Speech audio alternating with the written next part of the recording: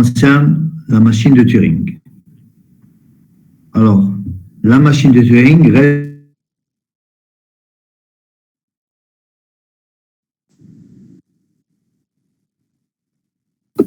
Monsieur.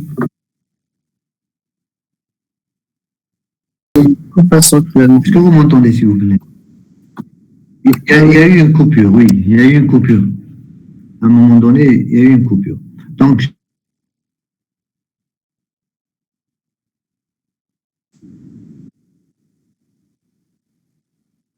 récursive qui disait que toute fonction récursive est une fonction calculable.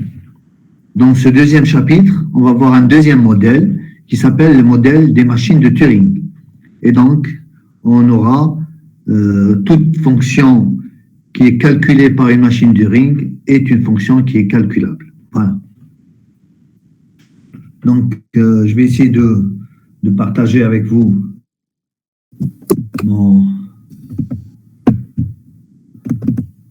le document que je vais vous envoyer tout à l'heure. Tout à l'heure, je vais vous envoyer cette première partie du deuxième chapitre. Voilà.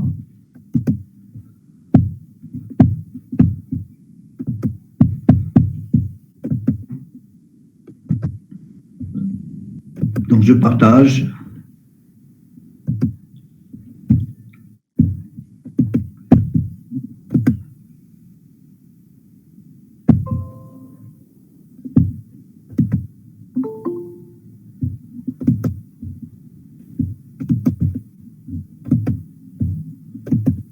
Voilà, on va commencer.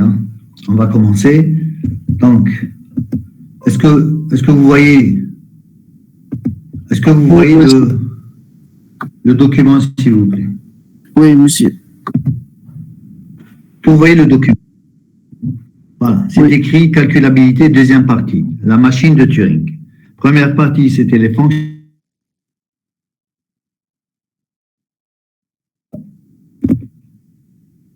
Il va y avoir 2 ou 3 cours, plutôt 4 cours exactement, sur la machine Turing. Vous entendez? Vous arrivez à m'entendre? Oui, monsieur. Oui. Oui ou non? Oui. Aïe, aïe, aïe. Est-ce que vous arrivez à m'entendre? Oui, monsieur.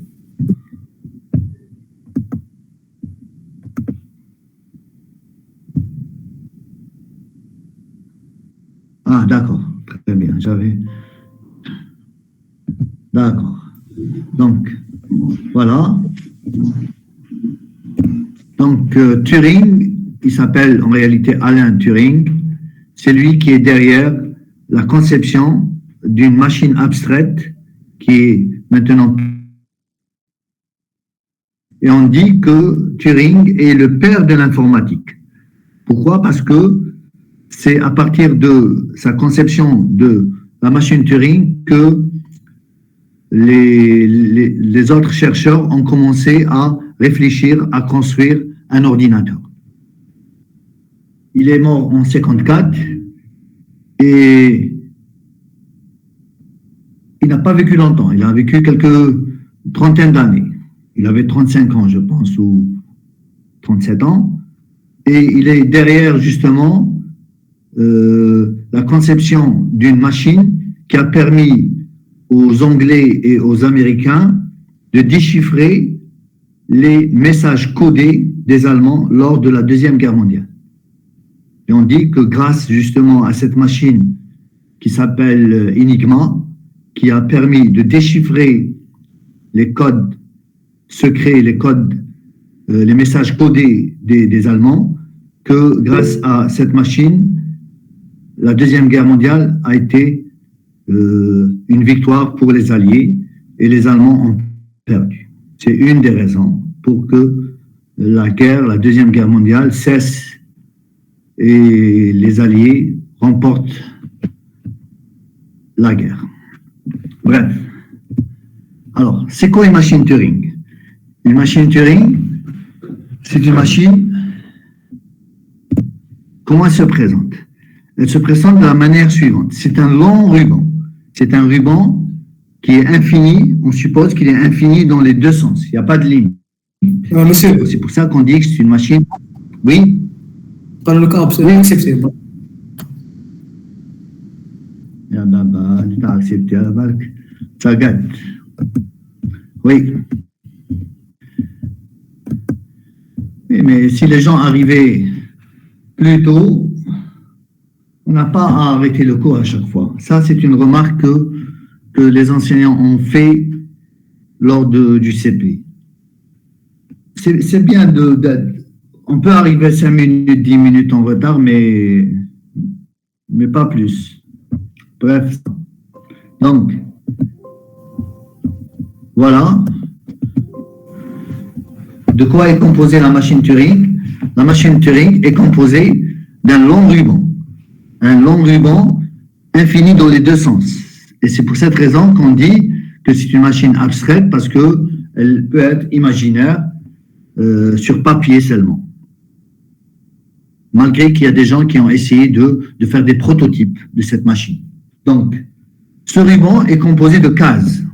Sur chaque case, on peut écrire un symbole. Le symbole, c'est un caractère, 0, 1, étoile, plus, ce que vous voulez. Voilà. Ça va être comme ça jusqu'à la fin. Ça va être comme ça jusqu'à la fin.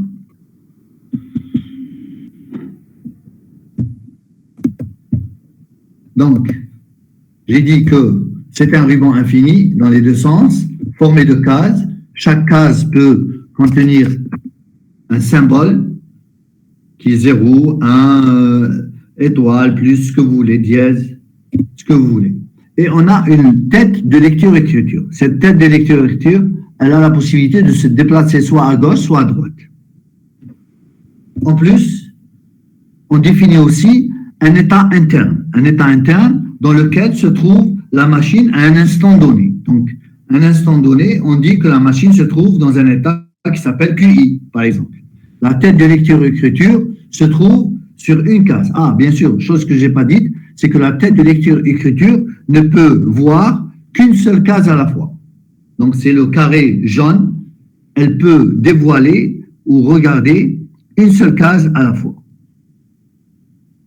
Donc, l'état interne, c'est l'état dans lequel se trouve la machine à un instant donné. Comment fonctionne cette machine? Cette machine a la possibilité de faire 3 actions seulement, 3 possibilités. Regardons la première action. La première action, c'est écrire un symbole SR à la place de SK, ou SK à la place de SR. D'accord? Remplacer SK par SR. Ça, c'est la première action. Dans cette première action, on a aussi la possibilité de changer d'état. On passe de l'état QI, tout à l'heure c'était QI, et on devient à l'état QJ. Alors, cette action, on peut la modéliser par une instruction. On dit que la machine est devant QI, devant le symbole SK, a remplacé le symbole SK par le symbole SR et s'est mis à l'état QJ. C'est pour ça que un couple QI-SK avant l'exécution de l'instruction et le couple SR-QJ après l'exécution de l'instruction. Ça, c'est la première action. C'est remplacer le symbole SK par SR et éventuellement changer d'état. Regardons la deuxième action. La deuxième action, c'est que la tête de lecture-écriture peut aller à droite, une case à droite, et éventuellement changer d'état. On passe de l'état QI à l'état QJ. On peut modéliser cette action par l'instruction suivante. Avant, on était à l'état QI devant le symbole SK. Qu'est-ce qu'on fait? On va à droite et on se met à l'état QJ. Donc, on écrit DQJ. D veut dire on va. Donc, il y a un couple QI-SK, c'est le couple avant l'exécution de l'instruction, l'état dans lequel on se trouve est le symbole qui est sous la tête de lecture-écriture, Et l'action qu'on fait, c'est DQJ, qui veut dire aller à droite, une seule case, se déplacer case à droite. Troisième possibilité, c'est d'aller à gauche. La tête de lecture-écriture, comme on l'a dit au début, peut se déplacer soit à droite, soit à gauche. Donc la troisième action, c'est d'aller à gauche. Et on peut changer éventuellement d'état. On passe de l'état QI à l'état QJ. Cette action est modélisée par, c'est la dernière action, parce qu'on a dit qu'il y avait 3. Cette action est modélisée par QISK. Avant, on fait quoi? On va à gauche et on se met à l'état QJ. Donc après, avant il y avait QISK et après il va y avoir GQJ. Donc, en résumé, comment on peut définir une machine de Turing? Une machine de Turing, on peut la définir avec 3 ensembles.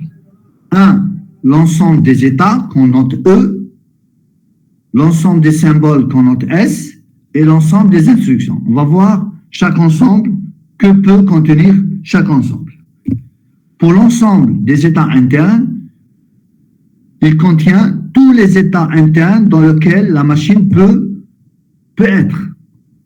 On a réservé 2 états particuliers qu'on appelle Q0 et QF.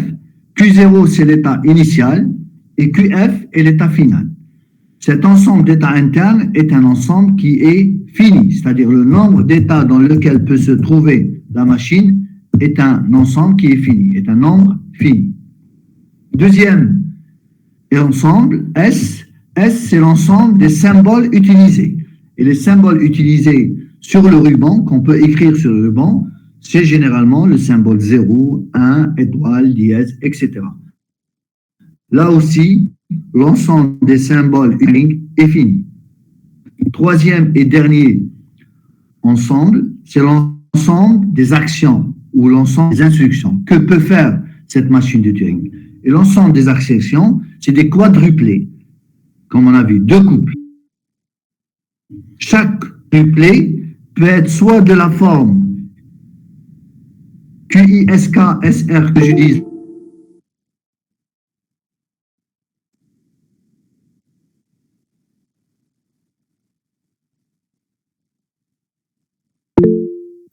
lorsque je me déplace à gauche, et ou bien QISK droite QJ, c'est le troisième type d'action. Les derniers, c'est lorsque je me déplace à droite. D'accord? Je vais voir qui vient de nous joindre. Personne. Est-ce que vous m'entendez, s'il vous plaît? Oui. Ah, très bien. Écoutez, si vous avez une question, posez-la moi. Hein, ne laissez pas jusqu'à la dernière minute. Alors, ce qu'on va faire aujourd'hui, c'est juste une présentation de la machine de Turing. Comment elle fonctionne, on déroule des machines de Turing, et à partir de la prochaine séance, on va commencer à écrire des machines de Turing nous-mêmes. Alors, écrire une machine de Turing, ça veut dire quoi? Ça veut dire tout simplement définir son ensemble E, ses états internes, définir ses symboles et définir ses instructions. C'est les instructions les plus importantes. Ensemble, c'est les instructions, l'ensemble des instructions. On a dit que l'ensemble E est un ensemble fini. Il constitue l'ensemble des états internes que peut prendre la machine. Il y a 2 états particuliers qui sont l'état initial, c'est l'état de début, au commencement du fonctionnement de la machine Turing, et l'état QF, qui est l'état final, c'est lorsque la machine Turing termine son travail, elle se met à l'état QF. Ensuite, il y a l'état, l'ensemble des symboles qui sont utilisés dans la machine Turing pour faire un calcul. On verra quel type de calcul peut faire cette machine. Et enfin, le plus important de tout, c'est l'ensemble des instructions. Et on a dit que chaque instruction est soit de la forme QISK SR QJ, ou bien de la forme QISK gauche QJ, ou bien de la forme QISK droite QJ. Et là, je pense qu'il y a quelqu'un qui attend que je valide. Voilà, il y en a 2. OK? D'accord? Donc,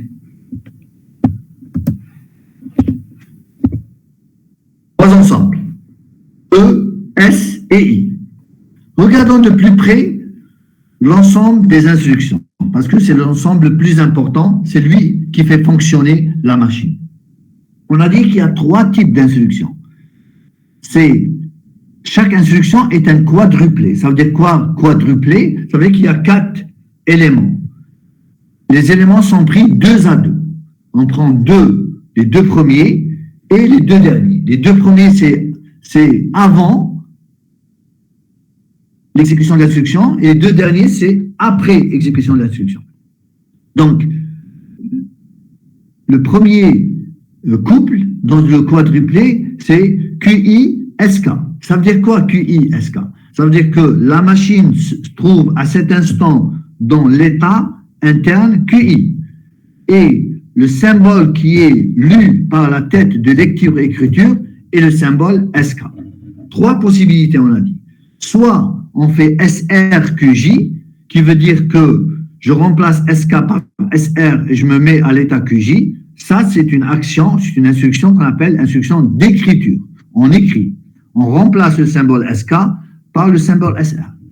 Ou bien on fait gauche QJ, et ça, c'est l'action de déplacement à gauche. On déplace la tête de lecture-écriture d'une case à gauche et on se met à l'état QJ. Ou bien, la troisième et dernière action, c'est droite QJ, qui veut dire déplacer la tête de lecture-écriture d'une case à droite et se mettre à l'état QJ. Maintenant, est-ce que I et J sont quelconques ou non? Eh bien, regardez, on vous dit que à droite, que I peut être soit différent de J ou bien égal à J. Ça veut dire quoi, I égale à J? Ça veut dire que QI égale QJ. Ça veut dire tout simplement que la machine de Turing, après avoir fait l'action, que ce soit écriture, déplacement à gauche ou déplacement à droite, elle garde le même état. Elle ne change pas d'état. On dit qu'elle garde le même état. Lorsque I égale à J, la machine de Turing garde le même état. Donc, il y a possibilité que la machine garde le même état. D'accord? Lorsque I est différent de J, la machine de Turing change d'état. Maintenant, qu'est-ce qui se passe lorsque SK égale SR? C'est-à-dire K égale R. Parce qu'on voit à droite, en rouge, K peut être soit différent de R, ou bien K égale à R. K différent de R, ça veut dire que le symbole SK est différent du symbole SR. Ça veut dire tout simplement, on va remplacer l'ancien symbole SK par un nouveau symbole SR.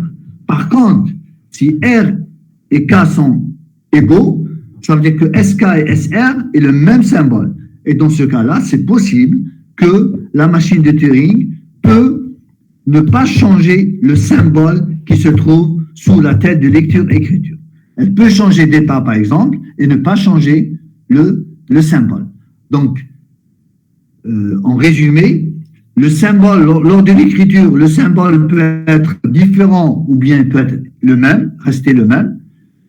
Et à chaque fois qu'on fait une action, dans les 3 types d'instructions, l'état, le nouvel état, peut être soit le même état que l'état ancien, ou bien un nouvel état. D'accord? Il peut être différent. Soit le même, soit différent. Donc le I peut être égal à J, ou bien I différent de J, et le SK peut être égal à SR, ou bien il peut être différent de SR. Ça, c'est juste une remarque sur les états et sur les symboles. Maintenant, à quoi va nous servir cette machine de Turing? Cette machine de Turing va nous servir à calculer des fonctions, comme on l'a fait dans le modèle de la calculabilité avec les fonctions récursives, le modèle des fonctions récursives. Là aussi, on va faire un modèle des machines Turing qui va nous permettre de calculer des fonctions. Vous allez voir que avec des instructions très simplistes et avec un nombre de symboles très réduit, on peut justement calculer toutes les fonctions calculables. Alors, initialement, le ruban est vide, ça veut dire que les cases du ruban sont vides. Et le vide, ici, on le représente par le symbole 0. Donc, initialement, il y a 0 partout, jusqu'à l'infini à gauche et jusqu'à l'infini à droite. D'accord? Donc, il n'y a pas une case où il n'y a pas de symbole. Quand il n'y a pas de symbole, c'est 0. Donc, initialement, toutes les cases sont à 0. Maintenant, ce qui est intéressant, c'est de voir comment sont représentés les entiers sur ce symbole-là. Comment sont représentés les entiers? Puisqu'on travaille avec des fonctions entières, de n dans np. Comment sont représentés les entiers? Eh bien, tout simplement, de la manière suivante. Chaque entier sera représenté sur le ruban. On est d'accord? Mais de quelle manière? En utilisant forcément les symboles. On a le droit d'écrire qu'un seul symbole par case. On ne peut pas écrire plusieurs symboles dans une case. Alors, regardez la méthode qui a été retenue pour représenter les entiers sur le ruban. Eh bien, c'est la méthode suivante. Pour représenter le 0, on utilise 1. Pour représenter le nombre 1, on utilise 1, 2 fois 1. Et pour représenter 2, on utilise 3, 1, etc. Jusqu'à ce que, d'une manière générale, on dit que n, l'entier n, est représenté par une suite de 1, n plus une fois 1, qu'on va noter n bar, n souligné. Ou bien, on le note 1 à la puissance n plus 1. Ça veut dire qu'il y a n plus 1 fois 1. Le 1 est écrit plusieurs fois.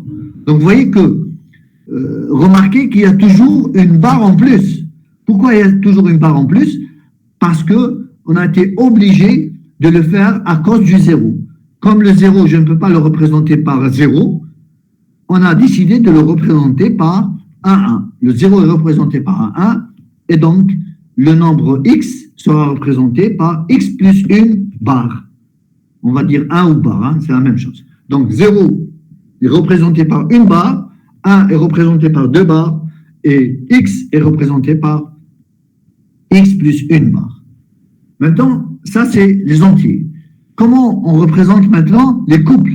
Parce que les fonctions qu'on va étudier ou essayer de calculer sont des fonctions de np dans nq. D'accord? Donc, ça peut être n2 dans n2, ça peut être n3 dans n2, etc., etc. Donc, l'ensemble des départs ou l'ensemble des antécédents, ça peut être n, ça peut être n2, ça peut être n3, etc. Et l'ensemble des images, c'est pareil, ça peut être n, ça peut être n2, ça peut être n3, etc. Maintenant, comment on représente un couple? Ben, on représente le couple de la manière suivante. Le x est représenté comme un entier par x plus une barre. Le y est représenté comme un entier par y plus une barre. Et on sépare la représentation de x et la représentation de y par le symbole spécial étoile.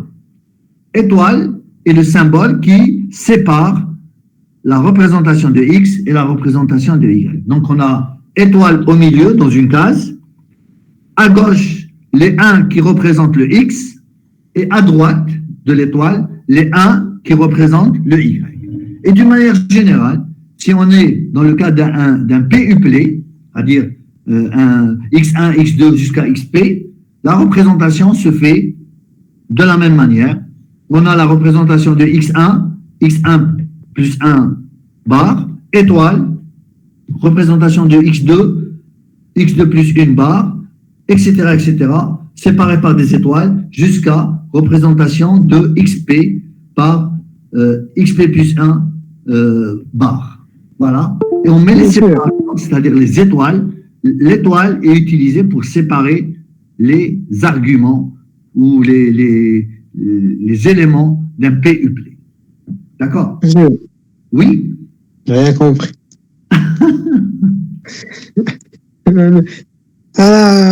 انا شغل مش عندي امبابي شغل باك كيف تقول شغل كيف نعمروا الريبون اسمع شوف بور لانستون ما تقولش واش راح نديروا. لا انا اسكو انا هدرت واش راح نديروا. انا قلت لك باللي انا ما هضرتش بحال نديروا. اسمع نعاود شوف on a un ruban. Le ruban هذا فيه les cases فيهم des symboles. Un symbole, c'est quoi? 0, 1, plus, étoile, dièse. D'accord? Chaque case fait un symbole. On va utiliser les machines Turing pour calculer des fonctions. On est d'accord? Pour calculer des fonctions, il faudrait pouvoir représenter les entiers. L'entier, parce que c'est quoi une fonction? Par exemple, la fonction successeur, la fonction prédécesseur. Comment fonctionne la fonction successeur? Quand elle a x, elle me retourne x plus 1. Maintenant, je vais utiliser la machine Turing pour faire la fonction successeur, par exemple. Comment je vais lui donner x? L'entier x. Quand elle a 5, elle me rend 6. Quand elle a 10, elle me rend 11. D'accord? Comment je vais représenter le 5? Comment je vais représenter le 10? Je vais le représenter sur le ruban. De quelle manière je vais le représenter? Ben, c'est ce que je suis en train de dire. Le 5, l'entier 5 est représenté par 6 barres. 1, 1, 1, 1, 1, 1, 6 fois. L'entier 2 est représenté par 1, 1, 1. L'entier 0 est représenté par 1. Maintenant, j'ai un couple parce que, par exemple, je n'ai pas une fonction monaire, j'ai une fonction binaire. J'ai x plus y. X plus y, je lui donne 2 et 3. Elle fait l'addition, elle me donne 5. Comment je vais écrire le 2 et le 3? De quelle manière je vais l'écrire sur le ruban? Eh bien, je suis en train de vous dire que le 2, avec 3 barres, d'accord? Chaque case fait une barre, dire étoile, pour séparer x mal y, ou la représentation de 3. 3, c'est combien? 1, 2, 3, 4 barres. Voilà ce que je suis en train de dire. Je suis en train de dire comment on représente les entiers sur le ruban. Parce que c'est une machine qui va calculer quelque chose. Donc, elle va calculer des fonctions entières. Donc, pour pouvoir calculer des fonctions entières, il faut lui donner les entiers. D'accord? Il faut lui donner les arguments de la fonction. Je veux calculer le plus, la fonction plus. Je lui donne 2 et 3, elle me rend 5. Je lui donne 5 et 8, elle me rend 13. Mais comment je vais mettre 5 et 8 à la le ruban? De quelle manière? 5. Sur le symbole 5 n'est pas accepté. Mais c'est pas n'est pas accepté. C'est pas de cette manière qu'il est représenté, l'entier 5. L'entier 5 est représenté sur 6 cases. Dans chaque case, on met un 1. Il y a dit 5 sur 6 cases. 1, 1, 1, 1, 1, 1. L'entier 3 est représenté par 4, 4, 1. 1, 1, 1, 1. Pourquoi il y a 1 en plus? Pourquoi? À cause du 0. Parce que quand on a commencé, on a dit que 0, il est représenté par un 1. Parce que je ne peux pas dire 0 est représenté par 0. Non. Parce que le vide est représenté par 0. Initialement, tout le ruban est à 0. Partout. Il y a des zéros partout. Initialement, il y a des zéros partout. Le ruban qui, on commence, fait des zéros partout, sur toutes les cases, il y a des zéros. Maintenant, je veux représenter les entiers sur ce ruban-là. On a décidé, ça a été décidé de cette manière, c'est une très bonne invention, très bonne solution. On a dit que le 0 est représenté par 1, le 1 est représenté par 2, le 2 est représenté, le 1 est représenté par 1, 1, le 2 est représenté par 1, 1, 1. C'est comme du binaire, si vous voulez. C'est une codification. En binaire, par exemple, le 2 est représenté comment en binaire? Par 10, 1, 0. Le 3 est représenté, comment le 3 est représenté en binaire? 1, 1. D'accord? Ici, c'est comme une codification, je dis, une nouvelle codification sur le ruban. Comment je représente le 0? Je le représente par 1. Comment je représente le 1? Par 11. Comment je représente le 2? Par 111. Le 3 par 1111, etc., etc. Il n'y a que des 1. C'est le nombre de 1 qui va me dire de quel nombre il s'agit. S'il y a un seul 1, c'est 0. S'il y a 2 1, c'est 1. S'il y a 3 1, c'est 2, etc. Il y a toujours le nombre de 1 est égal à n plus une fois s'il s'agit du nombre n. Maintenant, lorsqu'il s'agit de couple, ou de triplé, ou de quadruplé, etc., que je veux représenter sur mon ruban, je fais exactement pareil, sauf que les éléments du couple, les éléments du triplé, les éléments du quadruplé, etc., sont séparés par le symbole spécial étoile. Étoile est un symbole que je vais mettre. On a décidé que c'est comme ça. Pour pouvoir travailler, on a décidé que je fais la représentation du couple 2-5, je mets la représentation de 2, 3, 3, 1, et la représentation de 5, 6, 6, 1. Et voilà. D'accord? Une fois qu'on s'entend sur comment représenter les nombres, les entiers sur le ruban, on peut faire fonctionner la machine Turing. Parce que je ne peux pas vous montrer comment la machine Turing va calculer des fonctions si on ne sait pas comment représenter les fonctions. Si on ne sait pas comment représenter les entiers sur le ruban. D'accord? On représente les entiers sur le ruban, ensuite on fait des fonctions. Je vais peut-être avancer, ça va être plus clair. Regardez, une première application. On va essayer de dérouler ou faire fonctionner une machine que je vais appeler MT1. Ensuite, on va dire qu'est-ce qu'elle fait cette machine. On sait pas, pour l'instant, on ne sait pas ce qu'elle fait. Hein. On va faire juste le déroulement de son fonctionnement. On va la faire fonctionner. Alors, pour pouvoir la faire fonctionner, je vais vous donner, c'est moi qui va vous donner l'ensemble des états internes, l'ensemble de ces symboles utilisés et l'ensemble de ces instructions. Avec tout ça, on va faire fonctionner la machine et on va voir sur un exemple qu'est-ce qu'elle fait. Et quand on va voir ce qu'elle fait sur un exemple, on va généraliser et dire « Ah, cette machine va calculer la fonction telle. » D'accord? On va trouver quelle est la fonction qui est calculée par cette machine.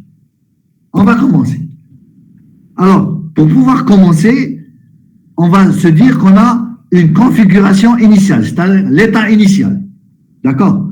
Alors, la configuration initiale, le ruban est devant nous, il est infini dans les deux sens, il y a des zéros partout, et j'ai pris un morceau de ce ruban, je mets 1, 1, 1, 1. Donc, 4 symboles, donc 4 cases. D'accord? Que représente 1, 1, 1, 1? 4. Ah, 3. Représente le nombre 3. Très bien, représente le nombre 3. Maintenant, regardez, dans quel état se trouve la machine Turing? Elle se trouve à l'état initial Q0. Où se trouve la tête de lecture-écriture? Tout ça est important. Je vais le remarquer maintenant et je vais le remarquer à chaque fois. Où se trouve la tête de lecture-écriture? Au début, la tête de lecture-écriture, on va supposer qu'elle se trouve toujours sur le 1 le plus à gauche. D'accord? ماشي في الوسط وماشي à droite. وماشي sur les zéros. Pourquoi sur les zéros? La tête de lecture-écriture se trouve sur la représentation de 3, de l'entier, et sur le 1 le plus à gauche. Voilà.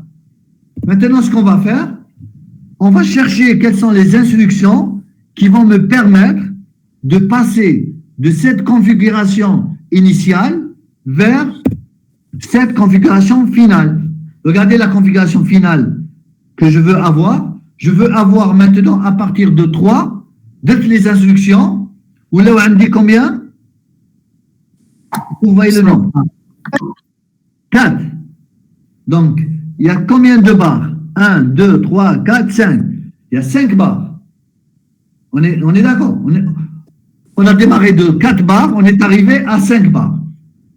4 barres, c'était quel nombre? 3. 5 barres, c'est quel nombre? 4. Donc, on va essayer de trouver une machine Turing, que je vais appeler MT1, qui va me faire passer la machine Turing de la configuration initiale suivante, Q0 devant 1, 1, 1, 1, 1, vers la configuration finale suivante, QF devant 1, 1, 1, 1, 1. D'accord? Oui? كيفاش نطلعوا حنا الكات ما فهمتش. Mais on n'a encore rien fait. Mais on n'a encore rien fait, monsieur. Je suis en train de chercher comment on fait pour passer de Q0, 1, 1, 1, 1 vers QF 1, 1, 1, 1, 1. D'accord? زدنا واحد درك. Donc, on va trouver les je vais vous donner les instructions qui vont faire ça. D'accord? Ensuite, on va généraliser. Je vais vous donner les instructions. عطينا ليطا فينال، عطينا ليطا فينال وحنا نحوسوا على لي انستركسيون. فوالا يعطيك الصحة. شكون هذا اللي هدر؟ شكون؟ أنا شاء. انت بارك الله فيك انت. Donc, c'est exactement ça. عطيتلكم l'état initial, عطيتلكم l'état final, et c'est à nous de trouver les instructions qui vont nous permettre de passer de cet état initial vers cet état final. D'accord? Quand on est dans la configuration initiale, l'état interne initial, c'est Q0. Et quand on arrive à la configuration finale, l'état interne final, c'est QF. Alors, la remarque de tout à l'heure est la suivante. On remarque que la tête de lecture-écriture est toujours positionnée sur le 1 le plus à gauche. Elle dit 100 fois. Je vais le redire. Au début, la tête se trouve sur le 1 le gauche, et à la fin, la tête doit être sur le 1 le plus à gauche. On va commencer. Voilà. Je vous donne l'ensemble E, Q0, Q1, donne S, 0, 1, et je vous donne les instructions. Ici, il y a combien d'instructions? L'ensemble I, chacun fait les instructions. Il se déplace à gauche et il inverse le 0. Combien d'instructions? Il y a combien d'instructions? Deux instructions. Première instruction, qu'est-ce qu'elle dit? Q1, on fait quoi? On va à gauche, on se met à l'état Q1. La deuxième instruction, Q1, 0, je remplace 0 par 1 et je me mets à l'état QF. D'accord? Il y a deux instructions. Q01, gauche Q1, fait 1 QF. C'est celle qui va à gauche, ou c'est celle qui remplace 0 par 1. D'accord? C'est une écriture, c'est un déplacement. Sur ma configuration initiale, je suis sur quel symbole? Je suis dans quel état d'abord? Je suis à l'état Q0, on est tous d'accord. Parce qu'on doit commencer à Q0. Je suis sur quel symbole? Je suis sur le symbole 1, le plus à gauche. Ça veut dire qu'à gauche de ce 1, il n'y a que des zéros jusqu'à l'infini. On est d'accord? Qu'est-ce qu'il y a à droite de ce 1? À droite de ce 1, il y a encore un 1, encore un 1, encore un 1, ensuite des zéros jusqu'à l'infini. C'est quoi ces 1, 1, 1, 1? C'est la représentation de l'entier. Quel entier? Entier 3. Donc, on est Q0 devant la valeur 3. Regardez ce qu'on va faire. Regardez comment fonctionne la machine. Qu'est-ce qu'on se dit? Est-ce qu'il existe dans l'ensemble des instructions une instruction qui commence par Q01? Elle est en rouge. Regardez, Q01, est-ce qu'il existe Wahda? Oui, il existe. On va exécuter cette instruction. Que dit que cette instruction? On va à gauche et on se met à l'état Q1. Je vais exécuter cette instruction. Je vais à gauche. Donc Q0 et je me mets à l'état Q1. Qu'est-ce que je vais trouver à gauche? À gauche du 1 l'oulani, il y avait quoi? 0. Qu'est-ce qu'il y a dans la case? Il y a 0. Donc, maintenant, après avoir exécuté la première instruction, je suis dans quel état? Je suis dans l'état Q1. Et quel est le symbole qui est sous la tête de lecture-écriture? 0. Donc, je vais dire, je cherche dans l'ensemble des instructions, est-ce qu'il y a une instruction Q1, 0? Est-ce qu'il y a Q1, 0? Ben oui. Q1, 0. C'est la deuxième. Voilà. Que dit la deuxième? Q1, 0, remplacez 0 par 1 et mettez-vous à l'état final. Je vais le faire. Je vais exécuter Q1, 0, 1, QF. Q1, 0, 1, QF. Je remplace 0 par 1 et je change d'état, je passe à Q1 à l'état QF. Est-ce que qu'il y a un QF1? Ma cache. QF1 ما كاش. Ça veut dire je suis à l'arrêt. Stop. La machine s'est arrêtée. Stop. Vous voyez ce qu'elle a fait? زاد السيكسيون من Est-ce هنا que داهم لينا l'exemple اللي درناه مقبله, est-ce que à partir de 3 on est arrivé à 4? Ben oui, à partir de 3 on est arrivé à 4. On avait la configuration initiale, on avait Q0 devant 3 avec tiré من تحت. On a exécuté les instructions, on a fait QF devant 4. Ça veut dire que cette machine de Turing MT1, qu'est-ce qu'elle a fait? Elle a remplacé C'est ça. Q03 flèche QF4. Donc de X, on est passé à X plus 1. De 3, on est passé à 4. Et je peux vous dire que même si on a mis à la place de 3 un autre nombre différent de 3, 5, 6, 10, 20, 100, ce que vous voulez, X d'une manière générale, si vous exécutez les instructions qu'on vient de voir, on va passer à X plus 1, quel que soit X. Ça veut dire que cette machine de Turing, elle calcule quoi? Elle calcule la fonction successeur.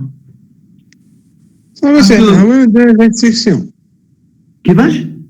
الانستركسيون كيفاه هما يبداوهم منا ولا كيفاه لا لا لي انستركسيون دوكا انا نعطيهم لك بصح ابخي تعود انت نديرهم. سي ا توا دو فير لي انستركسيون. D'accord. Pour l'instant, on est en train de dérouler une machine Turing. عطيتلكم des instructions, had les instructions Q01 gauche Q1, Q10 1 QF. عطيتلكم un 3. Si j'exécute les instructions, on passe à 4. Ça veut dire quoi? Ça veut dire que de 3, on est passé à 4. Mais qu'elle me dit comme 5, elle aurait fait la même chose. Pourquoi elle aurait fait la même chose? Parce qu'elle ne regarde pas le nombre de 1 Hadi, de la machine Hadi. Le dernier 1, quel que soit le nombre de 1 qui est à droite, elle rajoute un 1 à gauche.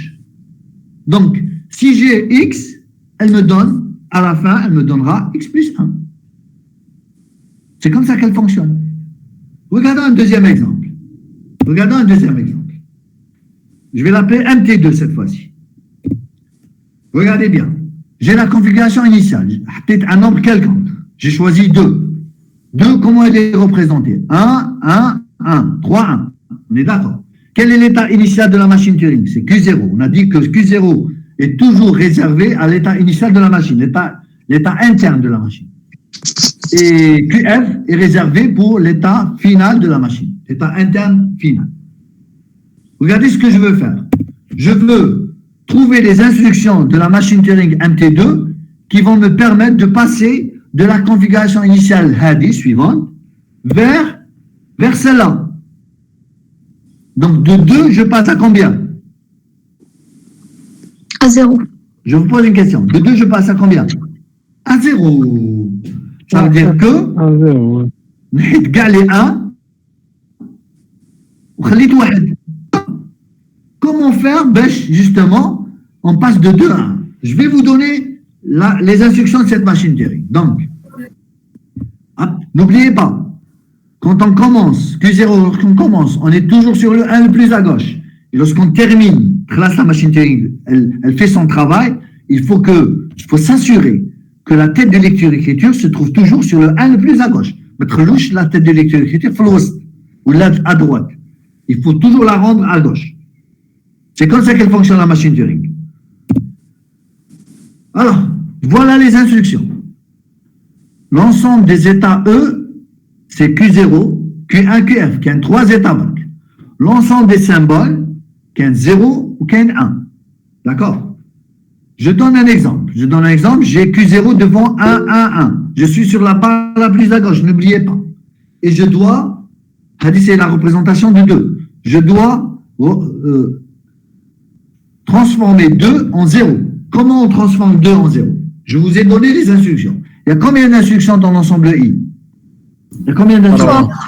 3 instructions. Là, on regarde la première, elle dit quoi? Q01, 0, Q1. La deuxième, elle dit quoi? Q1, 0, droite Q0. La troisième, elle dit quoi? Q0, 0, 1, QF. Alors, regardons la première. La première, c'est une instruction d'écriture. Pourquoi d'écriture? Parce qu'elle remplace 1 par 0. Et elle passe de l'état Q0 à l'état Q1. La deuxième, c'est une instruction de déplacement. Pourquoi? Parce qu'il y a un D. Elle dit que si je suis à l'état Q1 devant un 0, je vais à droite et je me mets à l'état Q0. La troisième, c'est une instruction d'écriture. Pourquoi? Parce qu'elle remplace 0 par un 1.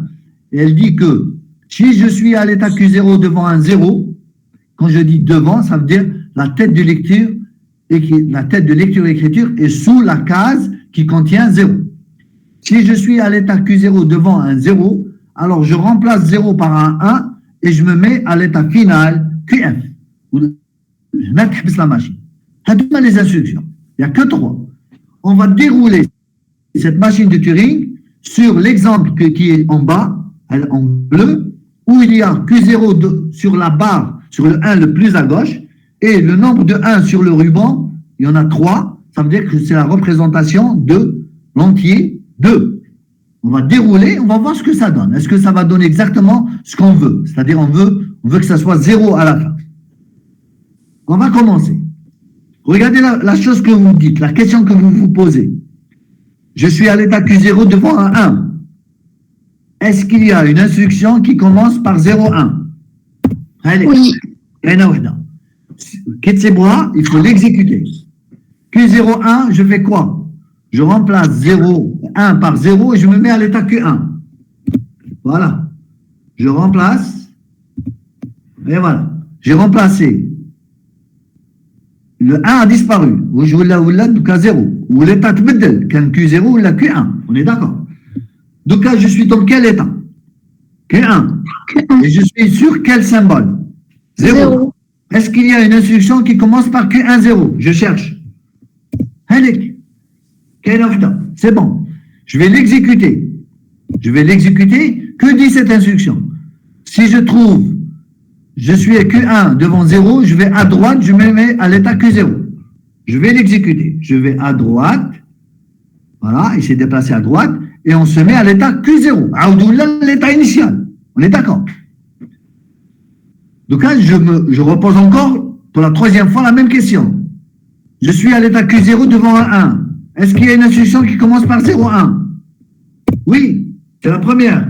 Je vais l'exécuter. Que dit cette instruction? Remplacez 1 par 0 et mettez-vous à l'état Q1. Je vais le faire. Je me mets à l'état Q1, je remplace 1 par 0. Maintenant, je suis à l'état Q1 devant un 0. Je me dis, est-ce qu'il y a une instruction qui commence par Q1, 0? Je cherche. Hop, c'est la deuxième. Je vais l'exécuter. Que dit cette instruction? Déplacez-vous à droite et mettez-vous à l'état Q0. Je vais l'exécuter, je me déplace à droite et je me mets à l'état Q0. Maintenant, je suis dans quel état? Q0. Quel est le symbole qui est sous la tête de lecture-écriture? C'est 1. Est-ce qu'il y a une instruction qui commence par Q01? Je cherche. Ben oui, c'est encore la première. D'accord? La première, je suis en train de l'exécuter plusieurs fois. Ben tant mieux. Q01, je fais quoi? Je remplace 1 par 0, je me mets à l'état Q1. Je l'exécute. Donc, je remplace 1 par 0 et je me mets à l'état Q1. Je suis donc à l'état Q1 devant un 0. Est-ce qu'il y a une instruction qui commence par Q1, 0? Oui ou non? Oui. C'est laquelle? Là, c'est la deuxième, mais c'est la deuxième. Q1, 0. Q1, 0. C'est la deuxième. Allez, Q1, 0. je vais l'exécuter. Je vais l'exécuter. Que dit cette instruction? Allez à droite et mettez-vous à l'état Q0. Je vais à droite et je me mets à l'état Q0. Je suis dans quel état? Q0, 0. Quel est le symbole? 0. Est-ce qu'il y a une instruction qui commence par Q0, 0? Oui, oui, c'est la troisième. C'est la première fois que je vais exécuter la troisième. Troisième. Que dit cette instruction? L'inverse. Remplacez 0 par 1 et mettez-vous à l'état QF. Je remplace. Hop. Et je m'arrête. Pourquoi je m'arrête? Parce que généralement, quand on atteint le QF, généralement, devant un 1, il n'y a pas une instruction qui commence par QF1. Sinon, on va la machine. D'accord? Elle ne va pas s'arrêter. Je veux qu'elle s'arrête, donc je me mets à l'état QF1 et il n'y a aucune instruction qui commence par QF1. On va... Voilà. Quelqu'un qui arrive à 10 minutes de la fin. Monsieur, Voilà. كانت حاضرة معنا, elle s'est Oui. juste déconnectée. Ah, d'accord, c'est ma faute. Pardon. Donc voilà. On a déroulé. Est-ce qu'on a déroulé? Oui, on a déroulé, ça a très bien marché. On est arrivé. Donc, نعاود ندوزها لكم rapidement.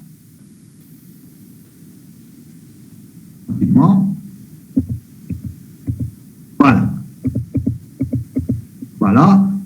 Q01, 0, Q1. Q1, 0, droit 0. Q01, 0, 1. Q1, 0, droite Q0. Q01, 0, Q1. Q01, Q1, 0, droite Q0. Q0, 0, 1, QF. Monsieur, Qu'est-ce qu'on a fait? On est passé de 3 barres à 1 barre. 3 barres, c'est combien? deux. C'est 2. 1 barre, c'est combien? Zéro. Zéro. 1 barre, c'est combien? Zéro. Voilà. Ça veut dire que on a fait Q2, Q02, ou QF0. Q02, QF0. Ça veut dire de X, on est passé à Zéro. 0.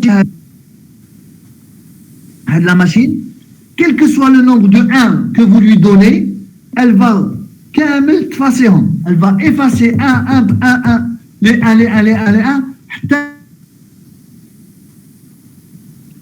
Elle met 1, il y a 1 ou تحبس. Donc ça veut dire, quel que soit le X que je vais lui donner, elle va toujours me retourner la valeur 0. Donc, c'est quelle machine, elle a dit? C'est quelle fonction? C'est la fonction Z1. Z. C'est la fonction 0. Et c'est la fonction Z. Parce que quand elle a X, elle retourne 0. Elle me retourne 0. Parce que regardez bien. Si je reviens ici. Regardez. Voilà. Regardez. S'il y avait plusieurs 1, il y avait 5, 10, 20 1. Que fait cette machine? Elle est en train d'exécuter la première instruction, on bat la deuxième instruction. La première instruction, la deuxième instruction, la première instruction, la deuxième instruction. Que font les deux instructions? Qu'est-ce qu'ils sont en train de faire? Ils sont en train de supprimer les 1. Les deux instructions Hadou sont en train de supprimer les 1. Ça veut dire que si je lui donne 3 1, elle va me supprimer 3 1. Si je lui donne 5 1, elle va me supprimer 5 1. Si je lui donne 101, elle va me supprimer 101. Si je lui donne 1001, elle va me supprimer 1001. Et lorsqu'elle aura tout supprimé, regardez, lorsqu'elle aura tout supprimé, il classe les 1, il va 0. Elle fait quoi? La dernière instruction, la troisième instruction, elle va le faire une seule fois seulement. Elle fait quoi cette dernière instruction? Q00, elle fait quoi? Elle remplace 0 par un 1, elle se met à l'état final. Le 1, ça veut dire combien? 0. Donc, quel que soit le nombre de 1, elle va l'effacer. Ensuite, une fois qu'elle efface tous les 1, elle écrit, elle remplace le 0 après le dernier 1 effacé, elle le remplace par un 1 et elle se met à l'état final. Donc, ça s'arrête. Et donc, on a cette machine MT2, elle calcule bien la fonction Z. Z a un argument. Et ben voilà. Un troisième exemple, et je m'arrête. Troisième exemple. Application numéro 3. Donc vous voyez qu'à travers ces exemples, je ne suis pas en train de vous dire donnez-moi les instructions. Non, c'est moi qui vous donne les instructions. Okay. On donne un exemple de représentation. On déroule les instructions dans la machine de Turing. Vous savez ce que c'est dérouler un algorithme? Si on déroule l'algorithme, on exécute avec les données Tawana. on arrive au résultat, on se dit, résultat, donc la machine Turing, elle calcule probablement telle fonction. Voilà ce qu'on est en train de dire. Troisième exemple, MT3. MT3, regardez MT3. Je veux, à partir de la configuration initiale Hadi, arriver à la configuration finale Hadi, en utilisant des instructions que je vais vous donner. Mais quelle est la configuration initiale? La configuration initiale, c'est 1, 1, 1, étoile, 1, 1. Ou le ringa à droite, c'est des 0, à gauche, c'est des 0. On est d'accord? 1, 1, 1, c'est combien? C'est 2. C'est la représentation de 2. 1, 1, c'est la représentation de combien? 1. Étoile. Non? Espace. Donc, je suis en train de... C'est une binaire. Le couple de 1. Donc, j'ai deux onglets séparés par étoile. La tête de lecture-écriture se trouve où? Elle se trouve toujours, la tête de lecture-écriture se trouve sur le 1 le plus à gauche. D'accord? L'état initial, la configuration initiale, l'état initial interne de la machine Turing, c'est Q0. En exécutant les instructions, on veut passer de la configuration initiale à la configuration finale suivante, où, regardez, il n'y a plus d'étoiles. L'étoile il a disparu. Ou les 1 au lieu d'avoir 3 1 à gauche de l'étoile et 2 1 à droite de l'étoile, ou là on dit 4 1. 1 1 1 1. Où la tête de lecture-écriture se trouve sur le 1 le plus à gauche et je suis dans l'état final QF. Maintenant, avant d'aller plus loin, d'après vous, si je vous là comme réveil ou pas, d'après vous, cette machine de Turing va calculer quelle fonction? La somme. La somme, le plus. Probablement, hein, elle va calculer le plus. D'accord? Parce qu'elle a 2, 1 ou j'ai 3. Donc elle calcule le plus. Je vais voir. C'est moi qui va vous donner les instructions. L'instant, je vous donne l'ensemble E, l'ensemble S et l'ensemble I. Et on va essayer de dérouler. Ou je vois, est-ce que vraiment ça t'atteint la somme ou la. Cette fois-ci, l'ensemble E, je vais faire combien d'instructions? Combien d'étapes? Q0, Q1, Q2, Q3, Q4, Q5, QF. Et exactement 7 étapes. 1, 2, 3, 4, 5, 6, 7. 7 étapes. L'ensemble S, qui est l'ensemble des symboles utilisés, tout à l'heure on disait 0, 1, 0, 1, 0, 1. En tout cas, non. Il y a 0, il y a 1, il y a étoile. Pourquoi il y a étoile? Parce qu'on utilise le séparateur qui sépare les outils. Les instructions. Tout à l'heure, le premier exemple, il y avait 2 instructions. Le deuxième exemple, il y avait 3 instructions. Le troisième exemple, il y a combien d'instructions? 2, 3, 4, 5, 6, 7, 8. 8 instructions.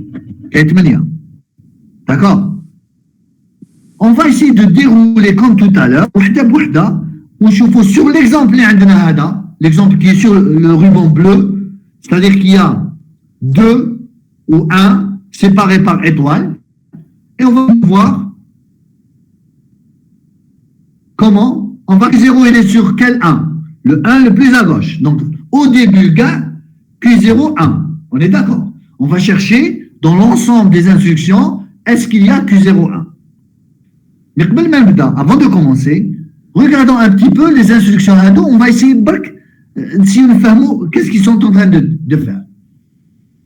Je vois que les premières, Q0, 1, droite Q0, Q0, étoile, 1, Q1, elles font quoi au juste? Si je regarde bien, si j'essaie de comprendre ce qu'elle fait. Le Q0, 1, droite Q0 veut dire aller à droite, rester dans le même état Q0, aller à droite, aller à droite, aller à droite. Q0, 1, droite, Q0, Q0, 1, droite. Tant qu'il y a des 1, aller à droite. Jusqu'à ce que j'arrive sur l'étoile. Est-ce que je vais trouver l'étoile? Bien sûr que je vais trouver l'étoile, parce que l'étoile sépare la représentation de X et la représentation de Y. Donc, je vais sauter les 1 qui représentent le X parce que je vais aller à droite. J'étais à gauche, sur le 1 le plus à gauche. Je vais sauter tous les 1 jusqu'à arriver à l'étoile, quel que soit le nombre de 1. Une fois que j'arrive en 1, je fais quoi? Une fois que j'arrive en 1, Je remplace par. je remplace, une fois que j'arrive en 1, je remplace l'étoile, une fois que j'arrive à l'étoile, pardon. Une fois que j'arrive à l'étoile, je fais quoi? Regardez, la deuxième instruction, elle dit quoi? Q0 étoile, 1 Q1. Ça veut dire remplacer l'étoile par un 1 et je me mets à l'état Q1. Très bien. Ensuite, que font les deux instructions suivantes? Q1, 1, gauche Q1, Q1, 1, gauche Q1, Q1, 1, gauche Q1. Ça veut dire que je suis en train de revenir à gauche. Je reviens. Jusqu'à où? Jusqu'à ce que j'arrive au 0. Regardez, je remets étoile à 1 et je reviens à gauche jusqu'au 0. Donc, retourner à gauche jusqu'au 0, puis revenir une case à droite. Parce que à 0, je fais quoi? Q1, 0. Droite, Q2. Ensuite, droite, Q2, je fais quoi?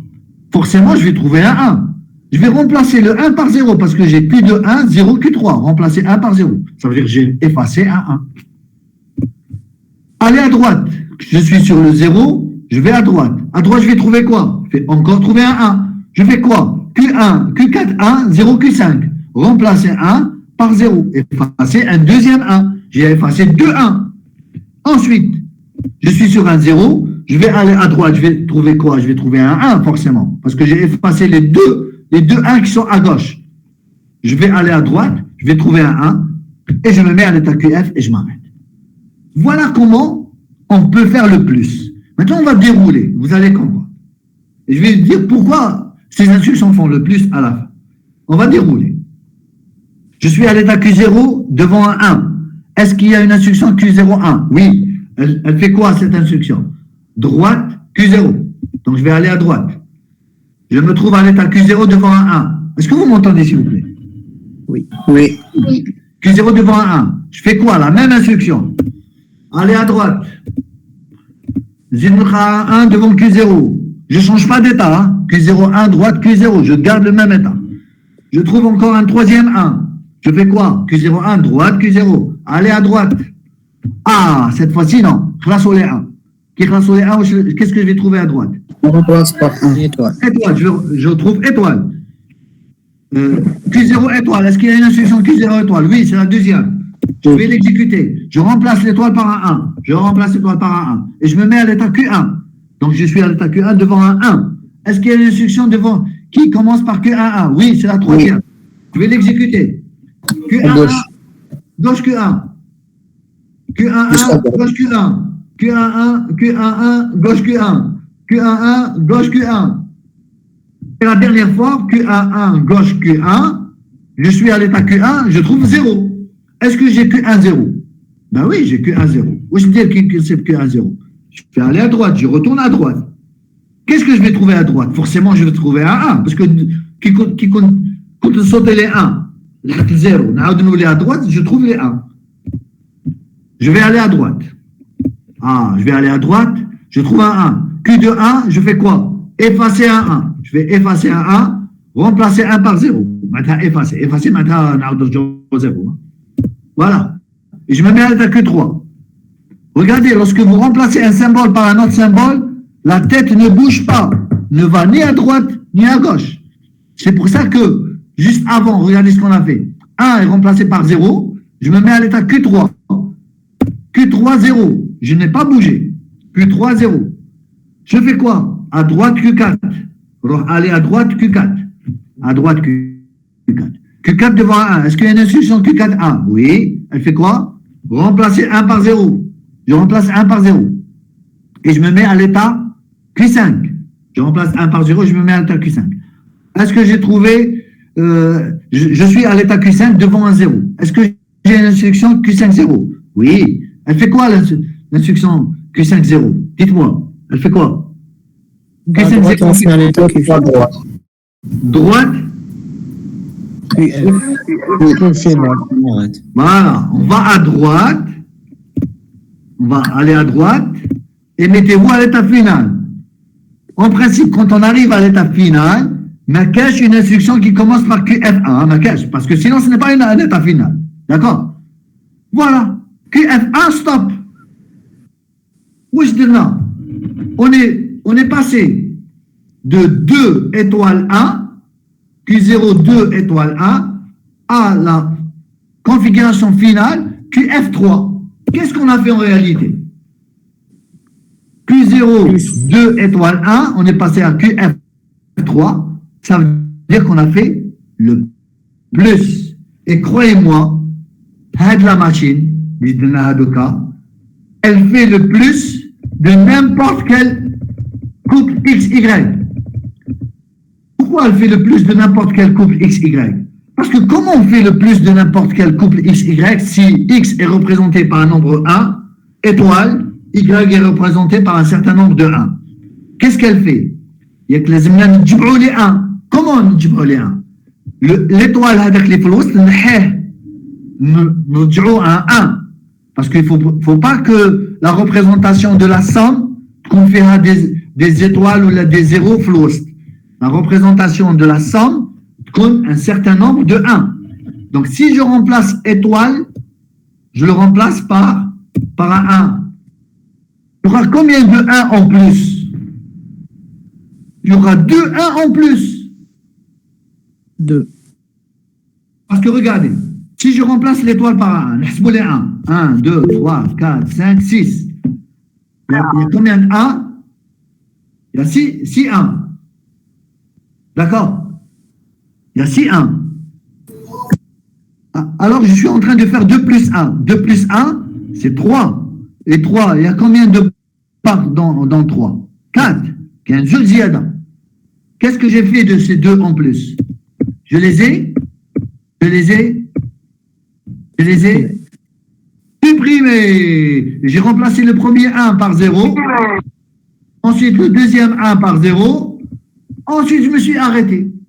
Quel que soit X, quel que soit Y, si vous remplacez étoile les flous par un 1, il y aura 2 barres en plus. Alors, qu'est-ce qu'il faudrait faire? Enlever les 2 barres.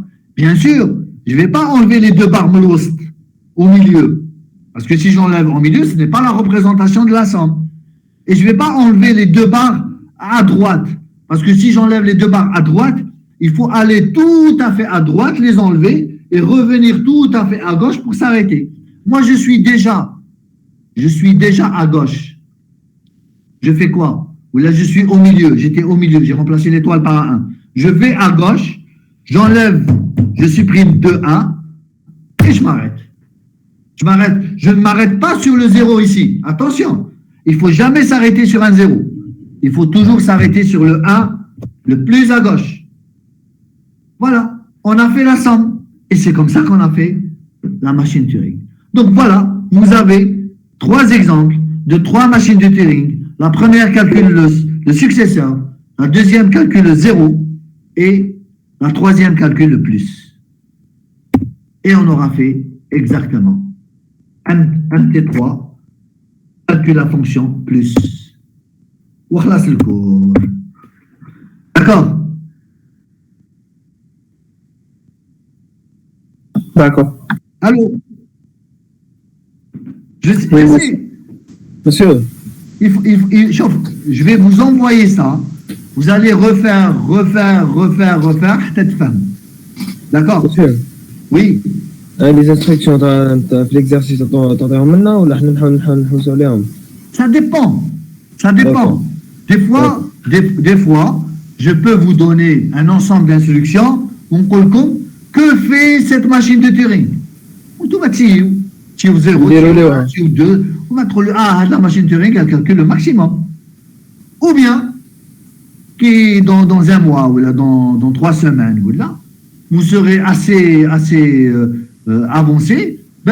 Un an, calculez la machine de Turing, écrivez les instructions. Écrivez-moi les instructions de la machine de Turing qui calcule le prédécesseur. Écrivez-moi la machine de Turing qui calcule le moins. X moins Y. Le moins entier.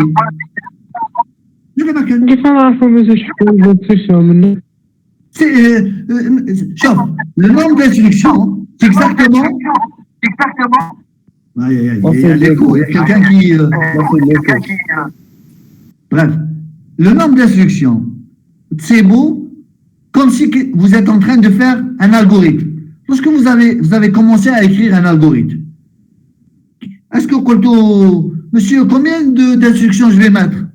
Ben voilà, c'est à toi de trouver le nombre d'instructions. Quelles sont les instructions? Monsieur, est-ce que je peux faire un si ou là je fais un tant que? Monsieur, je fais une affectation. Non. Vous faites ce que vous voulez. Il faut tout simplement chercher les instructions qu'il faut pour arriver à la situation que vous voulez arriver, à laquelle vous voulez Monsieur, arriver. Oui. on peut trouver des instructions différentes, genre des Heureusement, parce que c'est un algorithme. Voilà, oui. L'algorithme n'est pas unique.